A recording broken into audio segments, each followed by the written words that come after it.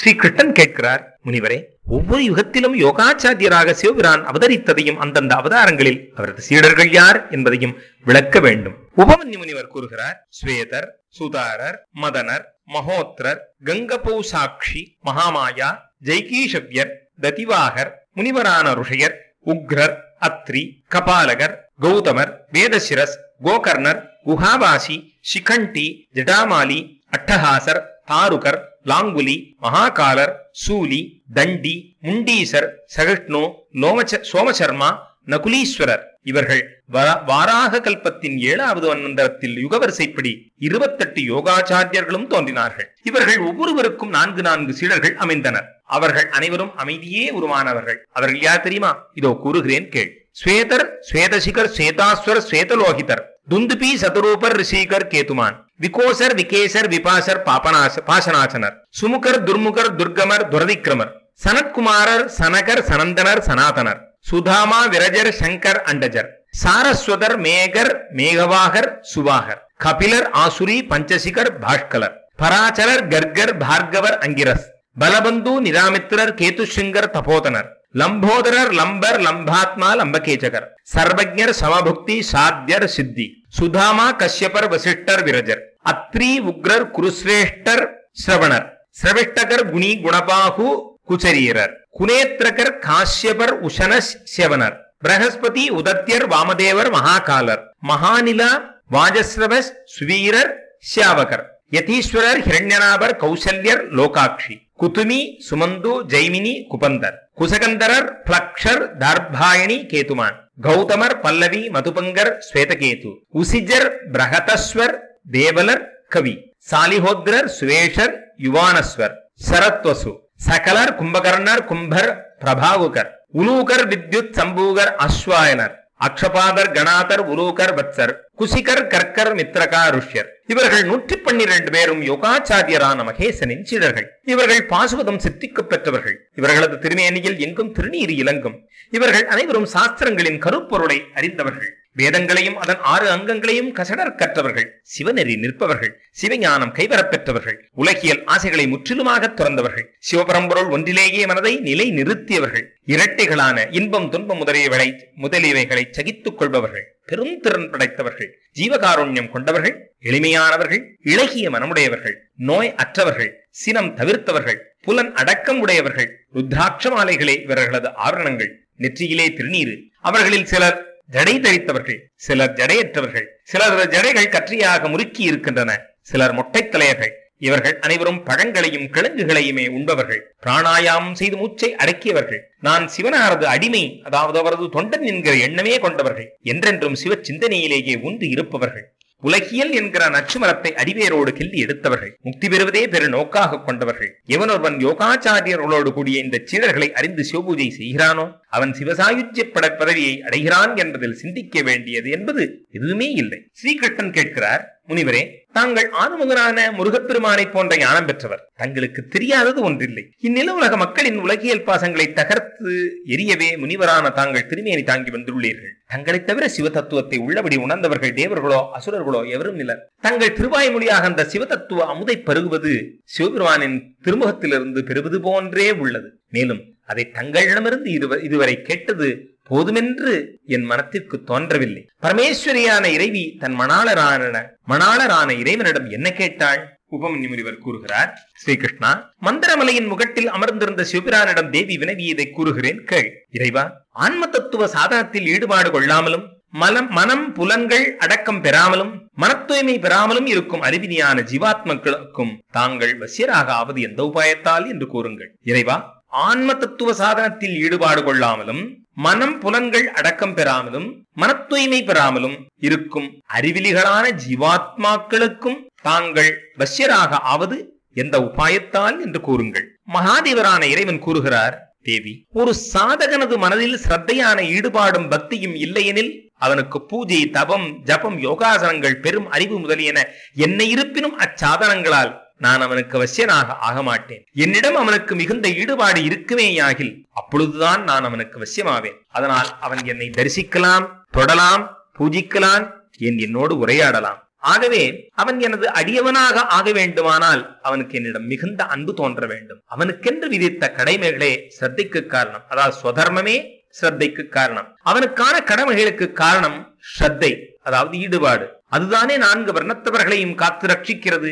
எவன் தனது கடமைகளை, அதாவது தன் வர்ணத்திற்கென்று 600 கூடும் கடமைகளை உள்ளபடி கடைபிடிக்கிறானோ அவனுக்குத்தான் எனது பக்தியான ஈடுபாடு தோன்றும், மற்றவர்களுக்கு தோன்றாது. வர்ணாசிரம தர்மங்களை பற்றி வேதம் விளக்கி கூறுகிறது. முன்பொரு காலத்தில் எனது கட்டளையை ஏற்று பிரம்மதேவர் அந்த வர்ணாசிரம தர்மங்களை வர்ணித்தார். அவர் கூறியபடி செய்ய மிகுந்த பொருளும் செயலூக்கமும் தேவை. அதனால் பெறலாகும் பயனோ குறைவற்றது. ஆனால் செய்வதற்கு மிகுந்த கஷ்டம் மேற்கொள்ள வேண்டும். துன்பமும் ஆயாசமும் நிறைந்தது. அந்த வர்ணாசிரம தர்மங்களால் உயர்ந்த சிரத்தையை பெற்று எந்த ஒரு ஜீவாத்மா வேறொன்றிலும் மனம் செலுத்தாது என்னை சரண் அடைவானேயானால் அவனுக்கு மிகச் சுலபமான எளிய வழியில் அறம், பொருள், இன்பம், வீடு என்கிற 4 பெரும் பேர்களும் பெறலாகும். வர்ணாசிரமங்களின் வழிமுறைகளை, அதாவது இந்த ஆச்சாரங்களை அப்போதைக்கப்போது நான் அல்லவோ படைக்கிறேன். அந்த வர்ணாசிரம அறநெறிகளில் பக்தி கொண்டு ஒருவன் எனது அடியவனாக ஆவானே யாகில் அவனுக்குத்தான் எனது உபாசனையில் தகுதி உண்டு, மற்றோருக்கு இல்லை என்பதே எனது கட்டளை. எனது கட்டளைப்பட்டி அறநெறி முறையில் செல்பவன் என்னையே சரணமாக கொண்டால் அதனால் அவன் மும்மலங்கள், மாயை ஆகிய உலகியல் தடைகளில் இருந்தும் விடுபடுகிறான். திரும்ப வருதல் இல்லாத எனது கைலையங்கிரியில் அத்வைத நிலையை பெற்று பரமானந்தத்தை பெறுகிறான். மேலும் என்னால் கூறப்பட்ட வர்ணாசிரம தர்மங்களை பெற்றோ அல்லது பெறாமலோ இருந்தாலும் என்னையே சரணமாக கொண்டு எனது பக்தனாக ஆவானையாகில் அப்பொழுது அவன் தானாகவே அவனது ஆன்மாவை உயர்நிலைக்கு இட்டுச் செல்வான். என்னையே சரணமாக கொண்டு எனது பக்தனாக ஆவானேயாகில் அப்பொழுது அவன் தானாகவே அவனது ஆன்மாவை உயர்நிலைக்கு இட்டுச் செல்வான். இது பிறர்க்கிரிய பயன். கோடி மடங்கு உயர்ந்தது, கோடி மடங்கு உயர்ந்தது. ஆகவே நான் கூறிய வர்ணாசிரம தர்மங்களை அவசியம் ஒருவன் கை கொள்ள வேண்டும். எவன் ஒருவன் முக்திக்கான வழியை விடுத்து வேறு உலகியல் பொருட்களுக்காக சிரமம் மேற்கொள்ளுகிறானோ அவனுக்கு அதுவே பெரிய இழப்பு, அதாவது நஷ்டம். அதுவே பெரிய குறையாகும். அதுவே எளியதொரு மயக்கம். அதுவே குருட்டுத்தன்மையும் ஊமைத்தன்மையும் ஆகும். சாஹானிஸ்தன் மகச்சித்திரம் சமோக சாந்தமூகதா யதன்யத்ர ஸ்ரமம் குர்யான் மோக்ஷமார்க பகிஷ்கிருதா. தேவி, தொன்மையான எனது தர்மம் இந்த அறநெறி 4 பாதங்கள் கொண்டது. அவை ஞானம், கிரியை, சரியை, யோகம் என்பன. ஞானம் என்பது பசு, பாசம், பதி ஆகிய 3 பற்றிய உண்மை அறிவே. குருவிற்கு கீழ்படிந்து கீழ்வரும் 6 அத்துவாக்களையும், அதாவது வழிகளையும் சோதனம், அதாவது சுத்தி செய்வதே கிரியையாகும். அந்த 6 அத்துவாக்கள் ஆவன வர்ணாத்வா, யதாத்வா, மந்திராத்வா, கலாத்வா, தத்துவாத்வா, புவனாத்வா என்பன. என்னால் வகுக்கப்பட்ட வர்ணாசிரமங்களுக்கான முறைகளை கடைபிடித்து எனது பூஜனை, வழிபாடு முதலியவற்றை நெறிமுறை தவறாது செய்வதே சரியை எனப்படும். நான் வகுத்த வழிமுறை தவறாது என்னிடமே நிலை கொண்டு எண்ணம் கொண்டு அந்த கரணத்தின் செயல்பாடுகளை தடுத்து நிறுத்துவதே யோகம் ஆகும். தேவி, சித்தத்தை மாசின்றி அமைதிப்படுத்துவதே அஸ்வமேத வேள்விகள் பலவானவற்றை காட்டிலும் உயர்ந்தது. ஏனெனில் அதுதானே முக்தி அளிப்பது. உலகியல் விஷயங்களை அனுபவிக்க வேண்டும் என்று விரும்புபவனுக்கு மன அமைதி, மனத்தெளிவு என்பது பிறர்க்கு அரியது. யமம், நியமம் முதலியன தன் வாயிலாக புலன்களை தன் ஓட்டத்தில் ஓடவிடாமல் அவற்றை வெற்றி கொண்டவனுக்கே யோகம் என்பது எளிது.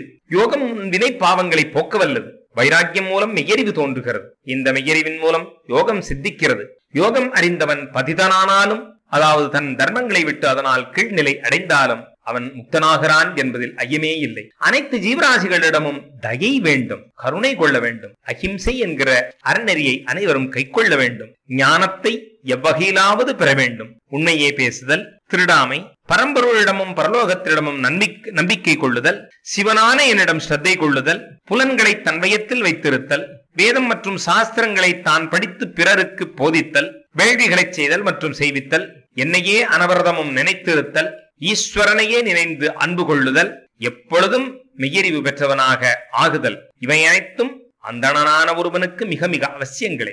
எவன் ஒருவன் ஞான யோகம் சித்திப்பதற்காக மேற்கூறிய அனைத்து நெறிமுறைகளையும் விடாது கைப்பிடித்து ஒழுகுவானேயானால் அவன் வெகு விரைவில் மெய்யறிவு பெற்று யோகத்திலும் சித்தி பெறுகிறான். பிரியமானவளே, ஞானியானவன் ஞானமான தீயின் மூலம் கர்மமயமான இவ்வுடலை ஒரு நொடியில் எரித்து எனது திருவருளால் யோகமாகிற நெறியை நன்கறிந்து கொண்டு கர்ம பந்தனமாகிற தடைகளில் இருந்து விரைவில் விடுதலை பெறுகிறான். புண்ணியமோ பாவமோ இரண்டுமே முக்திக்கு தடைகளே ஆகும். ஆகையால் தான் யோகியான ஒருவன் யோக நெறியில் நிலை நின்று புண்ணிய பாவங்களை தன்னிடமிருந்து, இந்த ஆன்மாவிடமிருந்து தள்ளி விடுகிறான். பயனை கருதி செய்யும் கர்மத்தினாலேயே ஒருவன் தலைகளில் சிக்கிக் கொள்கிறான். கர்மங்களை செய்வதனால் மட்டும் அவன் தலைகளை பெறுவதில்லை. ஆகவேதான் கர்மங்களின் பயனை இறைவனிடம் ஒப்படைத்து விட வேண்டும். இறைவியே, முதலில் கர்மமயமான வேள்விகளால் வெளியே தெரிகிற மாதிரி எனது பூஜைகளை செய்து பின் ஞான நிஷ்டையில் நிலை நின்று யோகத்தை பயில வேண்டும். கர்ம வேள்விகளால் எனது உண்மை நிலையினை, அதாவது உண்மை சுரூபத்தினை பற்றிய அறிவு பெற்றதும் ஜீவனானவன் யோகம் பெற்றவனாகி என்னை குறித்து வேள்விகள் செய்வது முதலிய கர்மங்களிலிருந்து ஓய்வு பெறுகிறான். அப்பொழுது அவன் மண்கட்டி, பெருங்கற்கள், வெள்ளி, தங்கம் ஆகியவனற்றை சமமாக நோக்குபவனாக ஆகிவிடுகிறான். அதாவது மண்கட்டியும் தங்கக்கட்டியும் அவனுக்கு ஒன்றே. எவனொருவன் ஈடுபாடுடன் ஒரே மனநிலை கொண்டவனாக ஞான யோகத்திலேயே ஒன்றியிருப்பானோ அவன் முனிவர்களுக்குள் உயர்ந்தவனாக சிறந்த யோகியாக ஆகி எனது சாயுஜ்ய பதவியை பெறுகிறான். வருணாசிரமங்களில் இருப்பவன் மனதளவில் விரக்தியான வைராக்கியம் பெறாதவன் ஆகிலும் என்னையே சரண் அடைந்து விட்டானாகில் அவன் ஞானம், சரியை, கிரியை என்கிற 3 யோகங்களையும் பயில அதிகாரியாகிறான், தகுதி பெறுகிறான். எனது பூஜனை 2 விதமானது. ஒன்று வெளியில் தெரியும்பாறு செய்வதான பாக்கிய பூஜை, மற்றொன்று மனதுள்ளேயே செய்யும்படியான மானசீக பூஜை. இதை போலவே மனம், வாக்கு, காயம் என்கிற 3 சாதகங்களின் வேறுபாட்டால் எனது பூஜையும் 3 விதமாகும். தவம், கர்மம், ஜபம், தியானம் மற்றும் ஞானம் என்பதும் எனது பூஜையின் 5 ஸ்வரூபங்களே. ஆகவே சான்றோர்கள் அவற்றை 5 விதமாகவும் கூறுகிறார்கள். எனது சுரூபமான மூர்த்திகளில், அதாவது விக்கிரகங்களில் செய்யப்படும் பூஜை, அதாவது மற்றவர்களும் கழிக்கும் தரிசிக்கும்படியாக செய்யும் பூஜை பாக்கிய பூஜை, அதாவது வெளித்தோற்றமான பூஜை எனப்படும். இதே பூஜையை மனத அளவிலேயே செய்வது, அதாவது தனக்கு மட்டுமே அனுபூதியாக உணரப்படுவதாக தெரிவது மானசீக ஆபியந்தர பூஜை என்பார்கள். என் மீது வைக்கப்பட்ட சித்தத்தையே மனம் என்கின்றனர். பொதுவாக மனதை மட்டுமே இங்கு மனம் என்கிறதில்லை. எந்த பேச்சு, எந்த ஒரு சொல் எனது நாம ஜபத்திலேயும் என்னை பாடுவதிலேயும் மட்டுமே ஈடுபட்டு இருக்குமோ அதைத்தான் வாணி, அதாவது சொல் என்று கூற இயலும். மற்ற பேச்செல்லாம் பேச்சல்ல. எவரது உடல் எனது சிவ சாஸ்திரங்களில் கூறப்பட்டுள்ளபடி திருப்பிரண்டமாக, அதாவது 3 பட்டைகளாக திருநீர் நெற்றியில் இட்டபடி உள்ளதோ, எனது பூஜை சேவை ஆகியவைகளிலேயே ஈடுபட்டிருக்குமோ அதுதான் உடல் எனப்படும். மற்ற உடல்கள் உடல் அல்ல. கர்மம் என்பது என்ன? என்னை பூஜிப்பதே கர்மம். வெளித்தோற்றத்திற்காக, அதாவது வெளியிலே தெரியும்படியாக செய்யும் வேள்விகளோ ஹோமங்களோ ஆகிய எதுவும் கர்மம் ஆகாது. தவம் என்பது என்னை பெற வேண்டி பட்டினி இருத்தல் ஆகியன மூலம் உடலை இழைக்கச் செய்வதே ஆகும். சாந்திராயண முதலிய விரதங்களை அனுஷ்டித்தல் தவமாகாது. ஜபம் என்பது எது தெரியுமா? திருவைந்தெழுத்தை திரும்ப திரும்ப ஓதுதல், பிரணவமான ஓரெழுத்தை அபியசித்தல், அதாவது பயிற்சித்தல், ருத்ராத்தியாயமான ஸ்ரீருத்ரத்தை ஓதுதல் ஆகியனவே ஆகும். பொருள் புரியாமல் வெறும் வேதத்தை ஓதுதல் ஜபமாகாது. தியானம் என்பது எனது சுரூபத்தை சிந்திப்பதும் திரும்ப திரும்ப நினைப்பதுமே ஆகும். சமாதி முதலிய யோகங்கள் அல்ல. எனது ஆகமங்களின் பொருளை நன்கு அறிவதுதான் ஞானமாகும். பிற பொருட்களின் பொருள் அறிவு ஞானமாகாது. தேவி, முற்பிறவியின் மனப்பதிவுகளின் தன்மையால், அதாவது அதன் காரணத்தால் மானசீக பூஜையிலோ வெளித்தோற்றமாக தெரியக்கூடிய பூஜையிலோ எதில் மனம் ஈடுபாடு கொள்கிறதோ அதிலேயே மனம் உறுதி பெறுதல் வேண்டும். அதையேதான் அனுஷ்டிக்க வேண்டும். வெளியிலே செய்கிற பூஜையை காட்டிலும் மானசீக பூஜை 100 மடங்கு உயர்ந்தது. ஏனெனில் அதில் குற்றங்களின் சேர்க்கை இருக்காது மற்றும் கண்ணெதிரில் தெரியக்கூடிய குற்றங்களும் ஏற்பட வழி இருக்காது. மன தூய்மை, அதாவது அகத்தூய்மை தான் தூய்மை. புறத்தூய்மை தூய்மை எனப்பட மாட்டாது. அகத்தூய்மை அற்றவனது புறத்தூய்மையை தூய்மை என கொள்ள முடியாது. தேவி, புறப்பூஜையோ அகப்பூஜையோ அன்போடு கூடியதாக இருக்க வேண்டும். அன்பில்லை எனில் அது ஏமாற்றுதலாகவே ஆகும். நான் எனது கடமையை முறைப்படி ஆற்றியுள்ளேன், நான் தூய்மையானவன், மற்றவர் என்னை என்ன செய்ய முடியும் என்ற மனநிலை உள்ளவனது பூஜனையில், அது மானசீக பூஜையோ அல்லது புறத்தோற்றம் கொண்ட பூஜையோ எதுவாக இருந்தாலும் அதில் உள்ள அன்பையே நான் ஏற்பேன். தேவி, செயலின் உயிரே, செயலின் ஆன்மாவே, அன்பு ஒன்றுதான். அதுதான் எனது தொன்மை நெறி. மனம், வாக்கு, காயம் மூலம் நாம் செய்யும் செயலின் பயனில் சிறிதும் இச்சையின்றி செயல் செய்தலே நன்று. தேவி, பயனில் விருப்பம் கொண்டால் அப்பொழுது என்னையே பெற வேண்டும் என்கிற அன்பில் குறை தோன்றிவிடும். ஏன் தெரியுமா? பயனை விரும்புபவனுக்கு அப்பயன் கிட்டாமல் போனால் அவன் என்னை விடுத்து நகர்ந்து சென்று விடுகிறான். கற்பின் சிகரமே, பயன் விரும்பினாலும் எந்த சாதகனது சித்தம் என்னிடமே நிலைத்து நிற்குமோ அவனுக்கு அவனது அன்பின் அளவிற்கேற்ப பயனை கட்டாயம் தருவேன். எவரது மனம் பயனை எதிர்பார்க்காமல் என்னிடமே ஒன்று இருக்குமோ அவன் பின்பொரு சமயம் பயனை பெற விரும்புவானேயானாலும் அவனும் எனக்கு பிரியமான தொண்டன் தான். எவனொருவன் முற்பிரிவியின் மனப்பதிவுகளுக்கு ஆட்பட்டு பலாபலன்களின் மனம் வைக்காது கலக்கமுற்று என்னையே சரணம் அடைகிறானோ அந்த பக்தன் எனக்கு மிகவும் பிரியமானவன். பரமேஸ்வரி, எனது அடியார்கட்கு என்னை அடைவதை தவிர வேறெதுவும் பெரியதொரு பயனாக லாபமாக இல்லை. அதே போலத்தான் எனக்கும் அவ்வாறான பக்தனை பெறுவதிலும் பெரியதொரு லாபம் இல்லை. எனது அடியார்கட்கு என்னை அடைவதை தவிர என்னை அடைவதை தவிர வேறெதுவும் பெரியதொரு பலனாக லாபமாக இல்லை.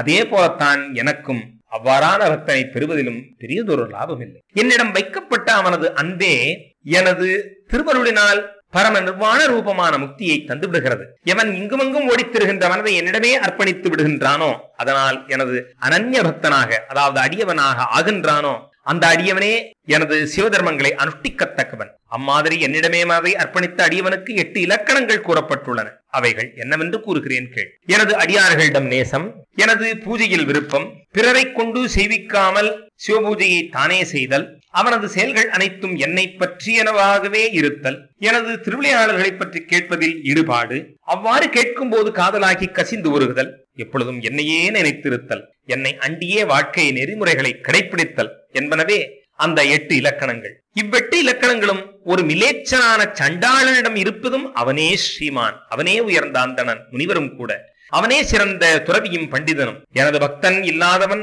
4 வேதங்களையும் கற்றறிந்தவனாக இருப்பினும் அவன் எனக்கு அன்பன் அல்லன். பக்தனாக இருப்பின் அவன் சண்டாளனாகினும் எனக்கு அன்பனே. அவனுக்கு தரத்தகாதது எதுவுமே இல்லை. அவனிடம் இருந்து எதையும் பெற்றுக் கொள்ளலாம். அவன் என்னை போலவே கொண்டாடத்தக்கவன். எவன் ஒருவன் மிகுந்த பக்தியோடு இலையோ பூவோ பழமோ அல்லது வெறும் தண்ணீரோ எனக்கென்று அர்ப்பணிப்பானோ அவனது கண்களுக்கு நான் மறைந்திருக்க மாட்டேன், அவனும் என் கண்களுக்கு மறைவதில்லை. எவன் ஒருவன் மிகுந்த பக்தியோடு இலையோ பூவோ பழமோ அல்லது வெறும் தண்ணீரோ எனக்கென்று அர்ப்பணிப்பானோ அவனது கண்களுக்கு நான் மறைந்திருக்க மாட்டேன், அவனும் என் கண்களுக்கு மறைவதில்லை. நமே பிரியச்சதுர்வேதி மத் பக்த ஸ்வபச்சோபியஹ தஸ்மை தேயம் ததோ கிராஹ்யம் சச்ச பூஜ்யோ யதாஹ்யகம் பத்ரம் புஷ்பம் பலம் தோயம் யோமே பக்தியா பிரகச்சதி தஸ்யாகம் ந பிரணஸ்யாமி சச்ச மே ந பிரணஸ்யதி பத்ரம் புஷ்பம் பலம் தோயம் யோமே பக்தியா பிரயச்சதி தஸ்யாகம் ந பிரணயஸ்யாமி சச்ச மே ந பிரணஸ்யதி. எவனொருவன் மிகுந்த பக்தியோடு இலையோ பூவோ பழமோ அல்லது வெறும் தண்ணீரோ எனக்கென்று அர்ப்பணிப்பானோ அவனது கண்களுக்கு நான் மறைந்திருக்க மாட்டேன், அவனும் என் கண்களுக்கு மறைவதில்லை. ஸ்ரீ சிவமகாபுராணம் அதிலே 7வதான வாயவிய சம்ஹிதை உத்தரகண்டம் அத்தியாயம் 11 முதல். சிவபிரான் கூறுகிறார், தேவி, இனி பக்தர்கள் ஞானம் பெற தகுதியுடையவர்கள், அறிஞர்கள், அந்தணர்கள் ஆகிய வர்ணத்தவர்களுக்கான அறநெறி முறைகளை கூறுகிறேன், கவனமாக கேள். விடியற்காலம், நடுப்பகல், மாலை என்கின்ற 3 வேளைகளிலும் நீராடுதல், அக்னிஹோத்திரம் முறைப்படி சிவலிங்க திருமேனியை பூஜித்தல், தானமளித்தல், கடவுளிடம் அன்பு அதாவது பக்தி, எப்பொழுதும் எல்லோரிடமும் தயவுடன் இருத்தல், உண்மையே பேசுதல், மகிழ்ச்சியாக இருத்தல், கடவுள் உண்டு என்கின்ற நம்பிக்கை, ஜீவகாருண்யம் அதாவது பிறர்க்கு இன்னா செய்யாமல், தவறான நடத்தையை கண்டு வெல்குதல், சிரத்தை, வேதமோதுதல், யோக நெறி ஒழுகுதல், பிறருக்கு வேதத்தை சொல்லிக் கொடுத்தல், கேட்பார்கள் இருப்பின் விளக்கி கூறுதல், பிரம்மச்சரியம் அதாவது புலனடக்கம், நல்லோரது உபதேசங்களை கேட்டல், தவம் செய்தல், பொறுமை ஏற்றல், தூய்மை, குல வழக்கப்படி குடிமை வைத்துக் கொள்ளுதல், பூணூல் அணிதல், தலைமுடி தெரியாதிருக்க தலைப்பாகி அணிதல், உத்தரீயம் அணிதல், தள்ளப்பட்ட தூய்மையற்ற பொருள்களை உபயோகிக்காதிருத்தல், ருத்ராட்ச மாலை அணிதல், திருநீரு அணிதல், பௌர்ணமி, அமாவாசை முதலிய பர்வங்களிலும் முக்கியமாக சதுர்தசி தினத்திலும் சிவபூஜை செய்தல், பிரம்மகூர்ச்ச நீரை பருகுதல். இதிலே ஒரு குறிப்பு, தர்பை புள்ளி நீரோடு பஞ்சகவ்யம் சேர்த்து கிடைக்கும் நீரே பிரம்மகூர்ச்சம் ஆகும். இதை பற்றிய விரிவான விளக்கத்தை இந்த உரையாசிரியர் கொடுத்திருக்கிறார். நாம் அடுத்தது அதை காண்போம். பிரம்மகூர்ச்சம், பிரம்மகூர்ச்ச நீரை பருகுதல்.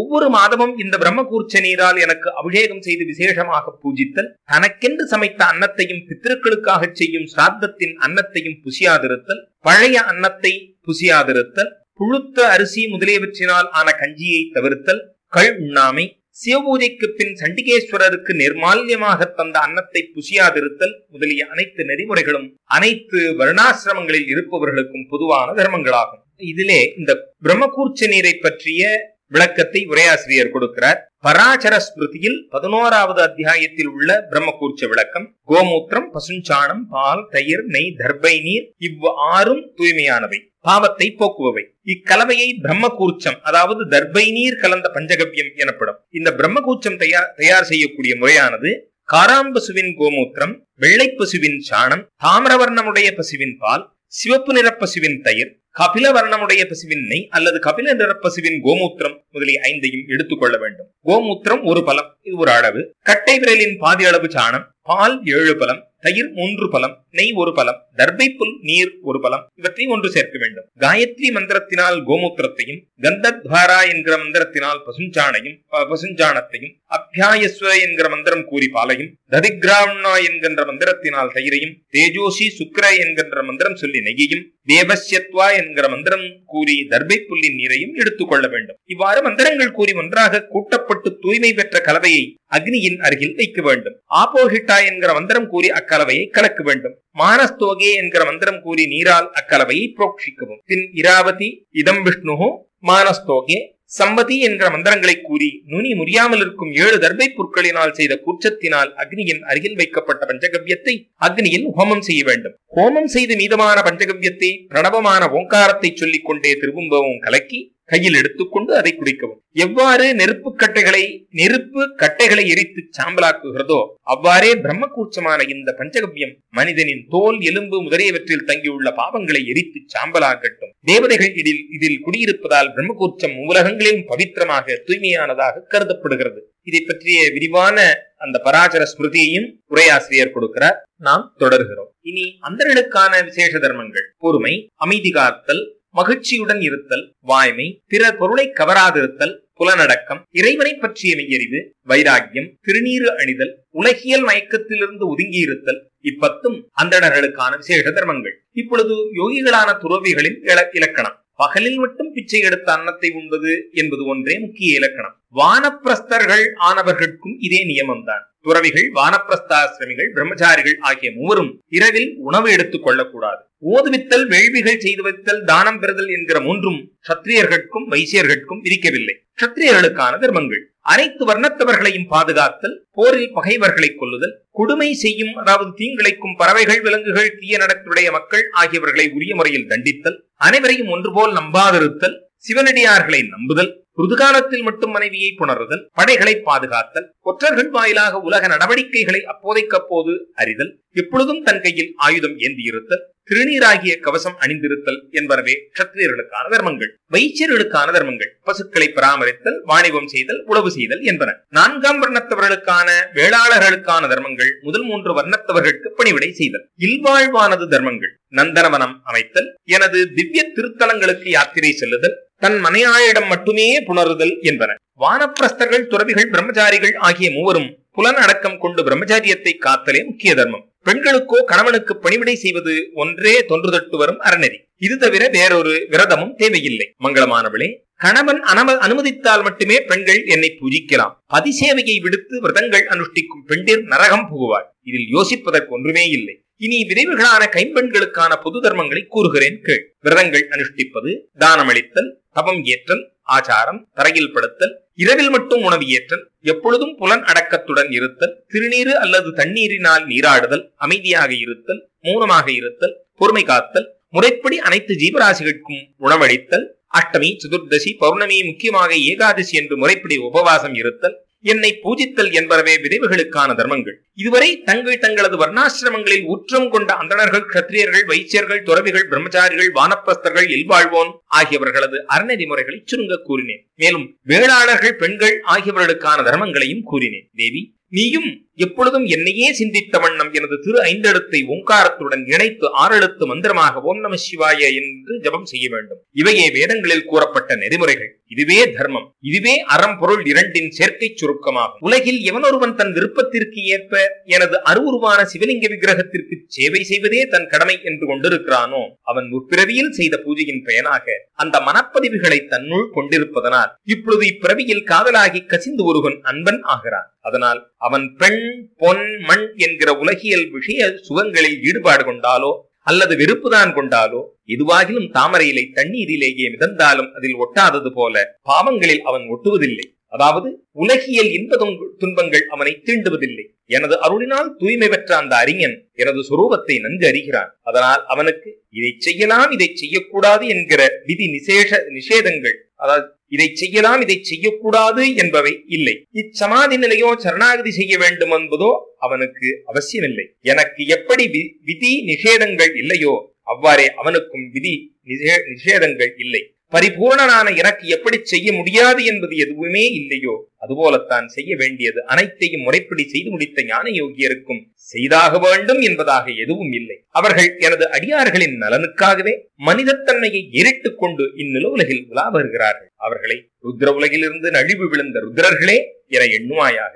எவ்வாறு எனது ஆளுமை, அதாவது என்னுடைய கட்டளை பிரம்மா முதலிய தேவர்களை அவரவர்களது செயலில் ஈடுபடுத்துகிறதோ அவ்வாறே அந்த சிவயோகிகளின் ஆளுமை, அதாவது கட்டளை மனிதர்களை அவரவர்களது கடமைகளில் ஈடுபடுத்துவதாகும். எனது கட்டளைகளுக்கு அவர்களே ஆதாரம். அவர்களிடம் அன்பு அளவு கடந்த அன்பு உள்ளது. ஆகவே அவர்களை தரிசித்த மாத்திரத்திலேயே பாவங்கள் அனைத்தும் அழிந்து விடுகின்றன. உயர்ந்த பயனை பெறுவதற்கான அறிகுறிகளை நம்பிக்கையை பெருக்குகிறது. எவருக்கு என்பால் அளவு கடந்த காதல் அன்பு உள்ளதோ அவருக்கு இதுவரை கண்டிராத கெட்டிராத அனுபவத்திலும் வந்திராத புதியதான ஒரு அனுபூதியான உதிக்கிறது. அப்பொழுது அந்த அனுபூதியில் அவருக்கு திடீரென்று உடலில் ஒரு நடுக்கம், வியர்வை, கண்களில் நீர், குரலில் தழுதழுத்த நிலை மற்றும் பேரானந்தம் முதலிய பாவங்கள் அந்த மனநிலை அடிக்கடி தோன்ற ஆரம்பிக்கின்றன. இவ்விலக்கணங்கள், இந்த அடையாளங்கள் எல்லாம் ஒன்றொன்றாகவோ அல்லது அனைத்தும் ஒரே நேரத்திலோ கூட தோன்றலாம் என்பதால் தோன்றும் இந்த அன்பு மந்த நிலை, மத்தியம நிலை, உத்தம நிலை என்பதை கொண்டு அடியார்களிலும் மந்தர், மத்தியமர், உயர்ந்தவர் என்கிற அடையாளங்களை கண்டுகொள்ளலாம். இரும்பு தீயில் காய்ச்ச சிவப்பாகிறது. அப்பொழுது இரும்பாக மட்டும் இருப்பதில்லை, பகுத்ததாக இருக்கிறது. அதே போல எனது திருவருள் கிடைத்ததும் அவன் மனிதனாக மட்டும் இருப்பதில்லை, எனது சுரூபமாகவே ஆகிவிடுகிறான். மற்ற மனிதர்களைப் போல கைகால்கள் முதலியன கொண்டவர்களாக சாதாரண மனிதர்களைப் போல காட்சி தந்தாலும் உண்மையில் அவர்கள் ருத்ரர்களே. அவர்களும் நம்மை போன்ற சாதாரண மனிதர்கள் தானே என்று அறிஞர்கள் கேவலமாக இலக்காரமாக நினைக்க கூடாது, இகழக்கூடாது. எந்த அறிவிலி அவர்களை சாதாரண மனிதர்களாக எண்ணி இகழ்கிறானோ அவன் தனது ஆயு, செல்வம், குலம், ஒழுக்கம் ஆகியவைகளை இழந்து நரகத்தில் விழுகிறான். பல சொல்லி என்ன, எப்படியாவது ஏதாவதோர் உபாயத்தை வெளியே ஏற்றி என்மேல் சித்தத்தை ஈடுபடுத்துவதே நலம் பெறுவதற்கான ஒரே வழி. எப்படியாவது ஏதாவதோர் உபாயத்தை ஏற்று என்மேல் சித்தத்தை ஈடுபடுத்துவதே நலம் பெறுவதற்கான ஒரே வழி. உபமன்யு முனிவர் கூறுகிறார். இவ்வாறு நீலகண்டனாகிய சிவபிரானை மூலகங்களும் நன்மை பெற வேண்டி ஞான நெறியின் கருப்பொருளை சுருங்க கூறியுள்ளார். இந்த மெய்யறிவான விஞ்ஞானத்தை விளக்க வந்தவைகள்தான் வேதங்கள், சாஸ்திரங்கள், இதிகாசங்கள், புராணங்கள் மற்றும் அனைத்து வித்தியைகளும். இந்த சிவஞானமான மெய்யறிவு கூறுவது என்னவென்றால், ஞானம் அறிய வேண்டியது, பின்பற்றப்பட வேண்டியது, அதற்கான தகுதி, அதை அடைய சாதனை, அதனால் பெறும் சாத்தியம் என்கிற 6 பெறுதற்கு அரிதான பெரும்பேரர்களை பற்றிய சுருக்கம்தான். இந்த சிவஞானமான மெய்யறிவு கூறுவது என்னவென்றால், ஞானம் அதாவது அறிவு, அறிய வேண்டியது, பின்பற்றப்பட வேண்டியது அதாவது அனுஷ்டிக்க வேண்டியது, அதற்கான தகுதி, அதை அடைய வழி அதாவது சாதனை, அதனால் பெரும் சாத்தியம் அதாவது அடைய பெறும் பயன் என்கிற 6 பிறர்க்கு அரிதான பெரும் பேறுகளை பற்றிய சுருக்கம்தான். ஸ்ரீ கிருஷ்ணா, குருவிடமிருந்து பெறப்படுவது ஞானம். அறிய வேண்டியது பசு, பாசம், பதி என்கின்ற ஒன்றும், அனுஷ்டிக்கப்பட வேண்டியது சிவலிங்க திருமேனி பூஜை முதலியன. தூய அன்பே தகுதி. திரு 5 எழுத்து முதலிய மந்திரங்களே சாதனம். சிவநிலை சாத்தியம் அதாவது அடைய வேண்டுவது. குருவிடமிருந்து பெறப்படுவது ஞானம். அறிய வேண்டியது பசு, பாசம், பதி என்கின்ற மூன்றும், அனுஷ்டிக்கப்பட வேண்டியது சிவலிங்க திருமேனி பூஜை முதலியன. தூய அன்பே தகுதி. திரு 5 எழுத்து முதலிய மந்திரங்களே சாதனம். சிவநிலை சாத்தியம் அதாவது அடைய வேண்டுவது. இவற்றை உள்ளபடி அறிவதே மெய்யறிவு அதாவது ஞானம். இவ்வாறு அறிந்தாலே அனைத்தும் அறிந்ததாகும். முதலில் தன் தகுதிக்கேற்ப பூஜை, வேள்வி முதலியன வாயிலாக வெளிப்படையான பூஜையை செய்து நன்கு பழகி பின்புதான் மானசீக பூஜையை தொடங்கலாம். எவன் ஒருவன் சிவபிரான், சிவயான இறைவி இவர்களை பற்றிய ஞான அமுதத்தை பெற்று பக்தியினால் மன நிறைவு பெற்றிருப்பானோ அவனுக்கு உள்ளும் புறமும் எங்கும் எதையும் செய்ய வேண்டிய கடமைகள் எதுவுமே மீதமில்லை. அவன் அனைத்து கடமைகளையும் செய்து முடித்தவன் ஆகிறான். ஆகவே முதலில் வரிசையாக வெளியே தெரியும்படியாக அல்லது உள்ளேயே மானசீகமாக செய்ய வேண்டிய அனைத்து செயல்களையும் விடுத்து ஞானத்தினால் நேயமான அதாவது அறியப்பட வேண்டியதான உண்மையை நன்குணர்ந்து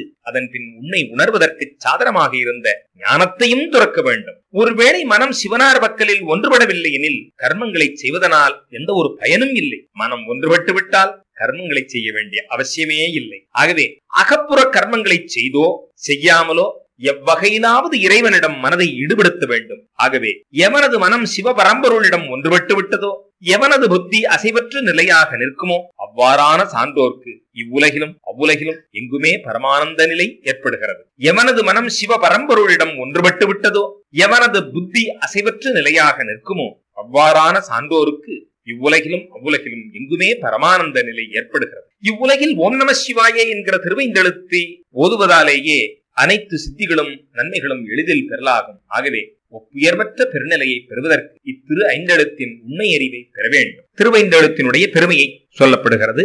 ஸ்ரீ கிருஷ்ணன் கேட்கிறார், அனைத்தும் அறிந்த முனிவரே, தாங்களோ ஞான பெருங்கடல். தங்கள் திருவாய்மொழியாக திரு 5 எழுத்தின் பெருமையை கேட்க பெரிதும் விரும்புகிறேன், தயவு செய்க. உபமன்யு முனிவர் கூறுகிறார், தேவகியின் செல்வமே ஸ்ரீ கிருஷ்ணா, திரு 5 எழுத்தின் பெருமையை 100 கோடி ஆண்டுகள் வர்ணித்தாலும் முழுமையாக சொல்லி மாளாது. ஆகவே சுருக்கமாக கூறுகிறேன் கேள். சிவனடியார்களின் அனைத்து விருப்பங்களையும் உடனே நிறைவேற்றி வைப்பது இவ் 5 எழுத்து. வேதங்களிலும் சிவாகமங்களிலும் இப்பஞ்சாட்சர மந்திரம் ஓம் என்கிற பிரணவத்துடன் சேர்த்து 6 எழுத்து மந்திரமாக கூறப்பட்டுள்ளது. இம்மந்திரத்தில் எழுத்துக்கள் மிக குறைவுதான்.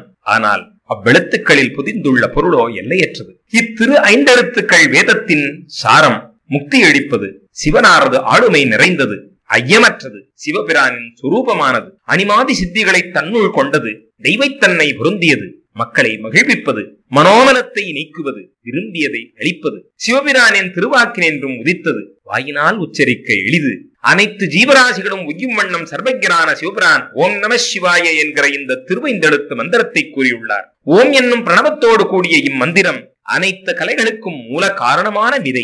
ஆலமரத்தின் சிறுவிதையில் எவ்வாறு அந்த பெரிய மரமே அடங்கி உள்ளதோ அம்மாதிரியே இம்மந்திரம் மிகச்சிறியதாக இருப்பினும் பொருட்செறிவு மிக்கது. ஓம் என்கிற பிரணவமாகிற இந்த ஓரெழுத்து மந்திரத்தில் முக்குணங்களை கடந்த, அனைத்தும் அறிந்த, அனைத்தையும் ஆக்கித் தருகின்ற, தன் ஒளியில் பிரகாசிக்கின்ற, எங்கும் நீக்கமர நிறைந்துள்ள பரம்பொருளான சிவபிரான் நிலை கொண்டுள்ளார். ஈசானன் முதலிய நுண்ணிய ஓரெழுத்து பிரம்ம தத்துவங்கள் அனைத்தும் ஓம் நம சிவாய என்கிற இந்த மந்திரத்திலேயே முறையாக அமைந்துள்ளன. நுண்ணியதான இந்த 6 எழுத்து மந்திரத்தில் பஞ்ச பிரம்மங்களின் திருமேனியாக விளங்கும் அந்த சிவபரம்பொருளே இயல்பாகவே சொல்லப்படும் பொருள் என்கிற தத்துவத்தில் விளங்குகிறார். எல்லைக்கு கட்டுப்படாதவர் என்பதால், அதாவது எல்லையற்றவர் என்பதால் சிவபிரான் வாட்சியமான சொல்லப்படும் பொருள் ஆகிறார். திரு 5 எழுத்தோ அவரை கூறும் வாசகமான சொல். சிவபிரான் வாட்சியம், 5 எழுத்து வாசகம். இந்நிலை தொன்மையானது, நித்தியமானது. கோரமான இந்த சம்சார ஆழ்கடல் எவ்வாறு தொன்று தொட்டு உள்ளதோ அதே போலத்தான் உலகியலில் இருந்து நம்மை கரையேற்றும் இறைவனும் தொன்று தொட்டு நித்தியமாக இருக்கிறான். மருந்து நோய்களுக்கு பகைவன் என்பது போல சிவபிரான் உலகியலான இந்த சம்சாரமாகிற பெருநோய்க்கு மருந்தான பகைவன். உலகநாதனான சிவபிரான் இல்லையெனில் இவ்வுலகமே அந்த காரமான இருண்ட சூழ்நிலையில் சிக்கித்தவி. ஏனெனில் பிரகிருதியான இயற்கை என்பது ஜடம், ஜீவாத்மாவோ அஞ்ஞானி. ஆகவே இப்பிரபஞ்சத்திற்கு ஒளி தருவது இறைவனே. பிரகிருதி முதல் பரமாணு வரை இருக்கும் அனைத்து இடப்பொருள்களும் அதன் தத்துவங்களும் சைதன்யமான புத்தியின்றி தானாக கர்த்தா ஆக முடியாது. அதாவது தானாக செயலை செய்பவனாக ஆக முடியாது. ஜீவாத்மாக்களுக்கு பந்தம், மோட்சம், அதாவது தலைகளிலிருந்து விடுதலை என்ற இரண்டும் தர்மம் செய்வதனாலும் அதர்மத்தை விடுதலினாலும் தான் என்று கூறப்படுகிறது. நன்கு ஆராய்ந்து பார்த்தால் சர்வஞான பரம்பொருள் சிவனையன்றி ஜீவராசிகளின் முதல் தோற்றம் சித்தித்திருக்க முடியாது. மருத்துவர் இன்றி நோயாளிகள் நலன் பெற இயலாது தவித்து துன்புறுவது போல சிவனாரது திருவருள் பெறாமல் சம்சாரியான ஜீவாத்மா பலவாறான துன்பங்களில் சிக்கி தவிக்கிறான். பிரகிருதி முதல் பரமாணு வரை இருக்கும் அனைத்து ஜடப்பொருள்களும் அதன் தத்துவங்களும் சைத்தன்யமான புத்தியின்றி தானாக கர்த்தா ஆக முடியாது, தானாக செயலை செய்பவராக ஆக முடியாது. ஜீவாத்மாக்களுக்கு பந்தம், மோட்சம், அதாவது தலையிலிருந்து விடுதலை என்கிற இரண்டும் பந்தம், மோட்சம் என்ற இரண்டும் தர்மம் செய்வதனாலும் அதர்மத்தை விடுதலினாலும் தான் என்று கூறப்படுகிறது. நன்கு ஆராய்ந்து பார்த்தால் சர்வஜரான பரம்பொருள் சிவனையன்றி ஜீவராசிகளின் முதல் தோற்றம் சித்தித்திருக்க முடியாது. மருத்துவர் இன்றி நோயாளிகள் நலன் பெற இயலாது தவித்து துன்புறுவது போல சிவபிரானது திருவருள் பெறாமல் சம்சாரியான ஜீவாத்மா பலவாறான துன்பங்களில் சிக்கி தவிக்கிறான். ஆகவே ஜீவர்களை சம்சார கடலில் இருந்து கரையேற்றுவிப்பவரான சிவபிரான் எங்கும் தொன்று தொட்டு விளங்குகிறார் என்பது நிச்சயமாகிறது. அவரன்றோ அனைத்தும் அறிந்தவர், பரிபூரணர், முதலும் முடிவும் நடுவும் அற்றவர், இயல்பாகவே தூய்மையானவர். அவரே சிவன் என்ற பெயரினர் என்று அறிந்து கொள். அவரது சுரூபத்தை சிவாகமங்கள் நன்கு விளக்குகின்றன. இச்சிவபரம்பொருளை உணர்த்துவதே திரு 5 எழுத்து, அதாவது வாசகம், அபிதானம். சிவபரம்பொருளோ வாச்சியம், அபிதேயம், அப்பஞ்சாட்சரத்தினால் குறிக்கப்படுபவர். திரு 5 எழுத்தே சிவஸ்வரூபம். அனைத்து சித்திகளையும் தரவல்லது. அதுவே வாசகம், அதாவது அபிதானம். அதுவே வாச்சியமும் அபிதேயமும். ஓம் நமக சிவாய என்கிற திரு 5 எழுத்தே சிவ வாக்கியம். அதுவே சிவஞானம். அதுவே பரமபதமும். இது சிவபிரான் உறுதிபட கூறியது. ஏதோ வெட்டியாக வீணாக கூறியதல்ல. இதே சிவஸ்வரூபம் இயல்பாகவே தூயது. ஜீவர்களை சம்சார கடலில் இருந்து கரையேற்றுவிப்பவரான சிவபிரான் எங்கும் தொன்று தொட்டு விளங்குகிறாய் என்பது நிச்சயமாகிறது. அவரன்றோ அனைத்தும் அறிந்தவர், பரிபூர்ணர். சிவபிரானே முதலும் முடிவும் நடுவும் அற்றவர், இயல்பாகவே தூய்மையானவர். அவரே சிவன் என்ற பெயரினர் என்று அறிந்து கொள். அவரது சொரூபத்தை சிவாகமங்கள் நன்கு விளக்குகின்றன. இந்த சிவபரம்பொருளை உணர்த்துவதே திரு 5 எழுத்து, அதாவது அபிதானம். அதாவது வாசகம், சிவபரம்பொருளோ அபிதேயம் அதாவது வாட்சியம். அப்பஞ்சாட்சரத்தினால் குறிப்பிடப்படுபவர் அச்சிவபிரானே. திரு ஐந்தெழுத்தே சிவஸ்வரூபம். அனைத்து சித்திகளையும் இது தரவல்லது. அதுவே அபிதானம் அதாவது வாசகம், அதுவே அபிதேயமும் அதாவது வாட்சியமும். ஓம் நமக சிவாயே என்கிற திரு ஐந்தெழுத்தே சிவ வாக்கியம், அதுவே சிவஞானம், அதுவே பரமபதமும். இது சிவபிரான் உறுதிபட கூறியது, ஏதோ வெட்டியாக கூறியதில்ல. இதே சிவஸ்வரூபம், இயல்பாகவே தூயது. அனைத்து உலகங்கட்கும் திருவருள் பொழியும் சிவபிரான் பொய்யுரைப்பாரா? சர்வஜரான அவரது திரு ஐந்தெழுத்தை ஓதுவதானால் என்னென்ன பயன், எந்த அளவு கிடைக்குமோ அதை முழுமையாகத்தானே கூறுவார். ராகம் தேசம் உள்ளவர்கள் தான் பொய் உரைப்பர். ராக துவேஷமற்ற அதாவது விருப்பு வெறுப்பற்ற அஞ்ஞானமற்ற குறைகளற்ற சிவபிரானா பொய் கூறுவார்? நிச்சயம் இல்லை. குற்றம் குறைகளே இல்லாது என்றும் தூயவரான சர்வஜரான சிவபிரான் எந்த ஒரு தூயதான மந்திரமான திரு ஐந்தெழுத்தை கூறினாரோ அது பிரமாணமாகத்தானே இருக்க வேண்டும். இதில் ஐயத்திற்கே இடமில்லை. ஆகவே கற்றறிந்தவர்கள் இறைவரது மொழிகளில் அதாவது அவரது சொல்லில் நம்பிக்கை கொள்ளத்தான் வேண்டும். உண்மையாக விளங்கும் புண்ணிய பாவங்களில் சிவபிரானது திருவாய்மொழிகளில் ஸ்ரத்தை அதாவது நம்பிக்கை கொள்ளாதவன் நரகம்தான் அடைவான். சாந்தமான இயல்புடைய முனிசிரேஷ்டர்கள் சொர்க்கம் மோட்சம் இவற்றை பெறுவதற்காக கூறிய அழகிய நன்மொழிகளே சுபாஷிதங்கள் என்று அறிவோம். விருப்பு வெறுப்பு, பொய், காமம், குரோதம் அதாவது சினம், பேராசை ஆகியனவற்றை பின்பற்றி கூறுகிற சொற்கள் துர்பாஷிதம் தீய மொழிகள் என்பதாகும். சொர்க்காபவர்க்க சித்தியர்த்தம் பாஷிதம் யத் சுபோ சுசோபனம் வாக்கியம் முனிவரை சாந்தை தத் விஜ்ஞேயம் சுபாஷிதம். ராகத்வேஷா நிருதக்ரோத காம திருஷ்ணானுசாரியத் வாக்கியம் நிறைஹேதுத்வாத் தத் துர்பாஷிதமுச்சதே. அவித்யை அதாவது அறியாமை மற்றும் ராகம் அதாவது விருப்பு இரண்டும் கொண்ட சொற்கள் பிறப்பு இறப்பு என்கிற சம்சார பெருஞ்சுழலுக்கு காரணமாகின்றன. இனிதாக, எளியதாக, மெல்லியதாக அல்லது நன்கு பண்பட்ட சொற்களாக இருந்தும் அதனால் என்ன பயன் கிட்டும்? எந்த சொற்களை கேட்டதும் நன்மை பெறலாகுமோ, விருப்பு வெறுப்பு முதலிய குற்றங்கள் நீங்குமோ, அச்சொற்கள் இனிமையாக இன்றி காதுகளுக்கு கேட்க குசுமாறு இருப்பினும் உண்மையில் அவைதான் நமக்கு நன்மை விளைவிப்பன. அவைகளைத்தான் நாம் என்றும் நினைவில் கொள்ளத்தக்கவைகள். மந்திரங்கள் ஏராளமாக இருக்கலாம், ஆனால் சிவபிரானாலேயே ஆக்கப்பட்ட தூய மந்திரமான திரு ஐந்தெழுத்திற்கு ஈடு எதுவுமே இல்லை. மந்திரங்கள் ஏராளமாக இருக்கலாம், ஆனால் சிவபிரானாலேயே ஆக்கப்பட்ட தூய மந்திரமான திரு ஐந்தெழுத்திற்கு ஈடு எதுவுமே இல்லை. ஓம் நமக சிவாய என்கிற இந்த 6 எழுத்து மந்திரத்தில் 4 வேதங்களும் அதன் 6 அங்கங்களும் மற்றும் பறந்து விரிந்து கிடக்கும் அனைத்து சாஸ்திரங்களும் பொதிந்துள்ளன. ஆலம் விதையில் அத்துணை பெரியதான ஆலமரமே அடங்கியுள்ளது போல. ஆகவே இதற்கு இணையாக வேறு எந்த மந்திரமும் இல்லை. 7 கோடி மகாமந்திரங்கள் மற்றும் உள்ள அநேக உபமந்திரங்கள் ஆகிய அனைத்திலிருந்தும் இந்த 6 எழுத்து மந்திரம் நூலும் அதில் கோக்கப்பட்ட மணிகளும் எவ்வாறு வேறு வேறோ அவ்வாறே வேறு வேறுதான். சிவஞான போதம் முதலிய சிவஞான நூல்களும் அனைத்து வித்தியைகளும் இந்த திரு ஐந்தெழுத்தின் விளக்கங்களே. இந்த ஓம் நமக சிவாய என்கிற ஒரே ஒரு மந்திரம் நம் இதயத்தில் குடிகொண்டால் போதும். மற்ற கோடி கோடி மந்திரங்களோ விரிவான சாஸ்திரங்களோ தேவையில்லை.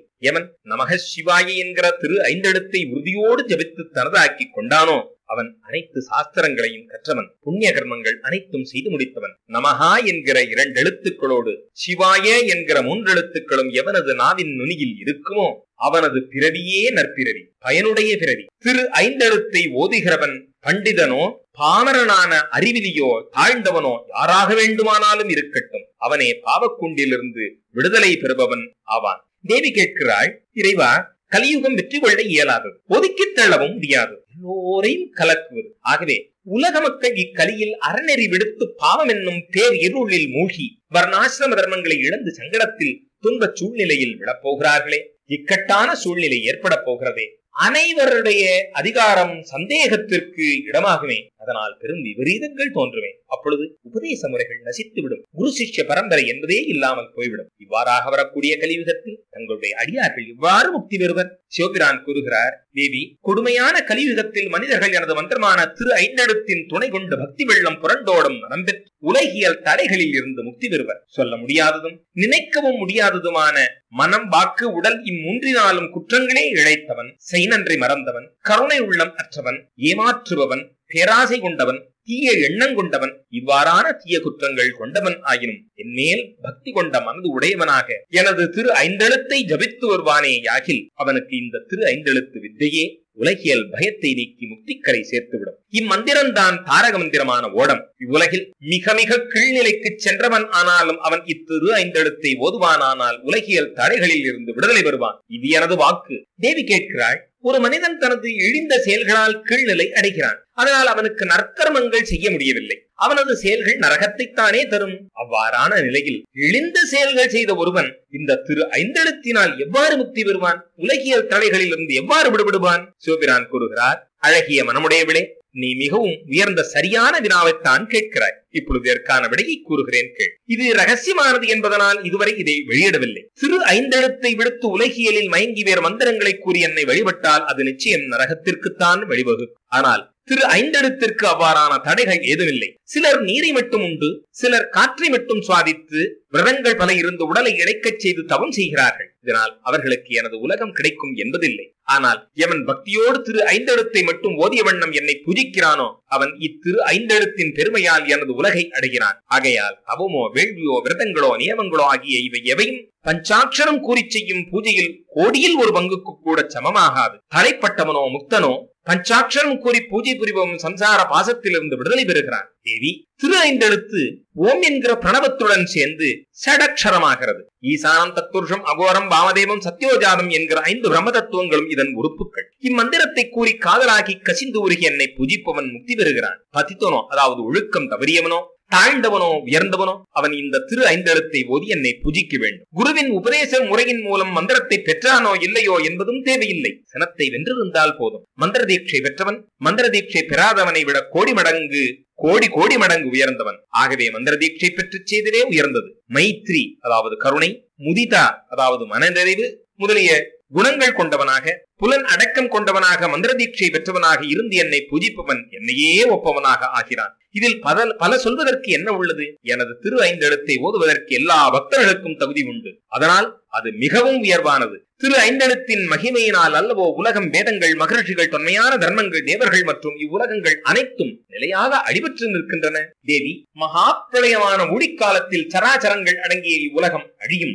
பிரபஞ்சங்கள் அனைத்தும் பிரகிருதியில் லயத்தை அடையும். அப்பொழுது என்னை தவிர வேறொன்றும் இருக்காது. அவ்வேளை அனைத்து வேதங்களும் சாஸ்திரங்களும் திரு ஐந்தெழுத்தில் தங்கிவிடும். எனது திருவருளால் அவைகள் அழிவதில்லை. அதற்கு பின் பிரகிருதி, புருஷன் என்கிற வேறுபாடு கொண்ட படைப்பு என்னிடமிருந்து தோன்றும். அதன் பின் முக்குணங்களையும் அழிக்கும் அவாந்தர பிரளயம் ஏற்படும். அப்பிரளய காலத்தில் ஸ்ரீமன் நாராயணன் மாயாமயமான திருமேனியை ஏற்று திருப்பார்க்கடலில் ஆதிசேஷ சயனத்தில் சயனித்திருப்பார். அவரது தொப்புள் கமலத்திலிருந்து 5 முகங்கள் கொண்ட பிரம்மதேவர் தோன்றுவார். பிரம்மதேவர் மூலகங்களையும் படைக்க எண்ணியும் உதவிக்கு யாரும் இல்லாததால் படைக்க முடியாமல் இருந்தார். அப்பொழுது மிகவும் தேஜஸ் கொண்ட 10 மகர்ஷிகளை படைத்தார். இவர்களை மானச புத்திரர்கள், அதாவது மனதில் இருந்து தோன்றிய புத்திரர்கள் என்பர். இவர்களுக்கு சித்தி கிடைக்க வேண்டி, அதாவது மென்மை கிடைக்க வேண்டி பிரம்மதேவரம் என்னிடம் வேண்டலானார். மகாதேவா, தேவதேவா, எனது மக்களுக்கு சக்தியை தாருங்கள். இவ்வாறு அவர் பிரார்த்திக்கவே நான் எனது 5 திருமுகங்களில் இருந்து ஒவ்வொரு எழுத்தாக கூற அவரும் தன் 5 முகங்களினாலும் அதை பெற்றார். பின் வாட்சியமான என்னை வாசகமான திரு ஐந்தெழுத்தின் மூலம் மகேஸ்வரன் என்று அறிந்தார். மந்திரத்தின் பிரயோகத்தை அறிந்து முறைப்படி அதை சித்தி செய்தார். பின் அத்திரு ஐந்தெழுத்தையும் அதன் பொருளையும் தன் 10 மானசீக புத்திரர்களுக்கும் உபதேசித்தார். தங்கள் தந்தையான பிரம்மதேவரிடமிருந்து திருவைந்தெழுத்தான மந்திர ரத்தனத்தை பெற்ற முனிவர்கள் மகாமேரு பர்வதத்தில் உள்ள முஞ்சவான் என்கிற பர்வத முகத்திற்கு சென்று 1000 வருடங்கள் கடுந்தவம் ஏற்றினர். அந்த முஞ்சவான் என்கிற பர்வதம் எனக்கு மிகவும் உகப்பான இடம். எனது அடியார்கள் என்றும் அதை சூழ்ந்திருப்பர். உலகை படைக்க மனங்கொண்ட அவர்கள் காற்றையே உணவாக கொண்டு அங்கு பெருந்தவம் ஏற்றினர். அவர்களது பக்தியை கண்டு மகிழ்ந்த நான் உடனே அவர்கள் இருக்கும் இடம் சென்று காட்சி தந்து அவர்கள் ஓதி வரும் திரு ஐந்தெழுத்திற்கான ரிஷி, சந்தன்ஸ், தேவதை, பீஜம், சக்தி, கீலகம், அங்கன்யாசம், கரண்யாசம், திக்பந்தனம், விநியோகம் முதலிய அங்கங்களை